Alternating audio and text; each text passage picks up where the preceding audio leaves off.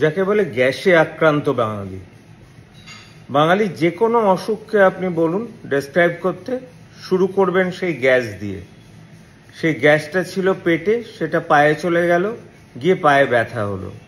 কেউ গ্যাসটা পেটে ছিল, বুকে উঠে গিয়ে বুকটা ব্যথা করলো, বুক ধরপড় করলো, তো মাথায় গিয়ে মাথা ব্যথা হলো। আচ্ছা, এই যে স্টমাকে যে গ্যাসটা থাকে সেটা আসলে কি, কোথা থেকে আসে, সেটা কি জানেন আপনারা? আমরা যে জল খাই বা জল পান করি, সেই সময় বেশ কিছুটা জলের সাথে হাওয়া কিন্তু ঢুকে যায় স্টমাকের মধ্যে।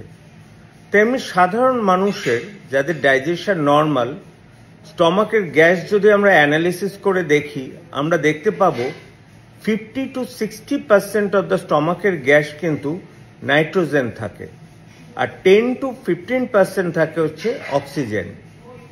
এছাড়া কার্বন ডাইঅক্সাইড থাকে 10 to 30%, হাইড্রোজেন 5 to 10%, আর মিথেন থাকে 0 to 5%।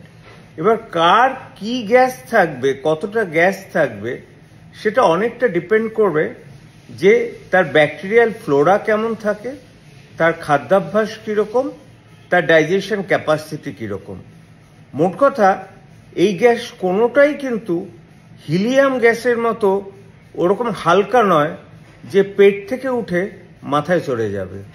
সুতরাং মাথা যদি ব্যথা করে, মাথার অসুখই ধরবেন, পেটের অসুখ ধরবেন না কিন্তু।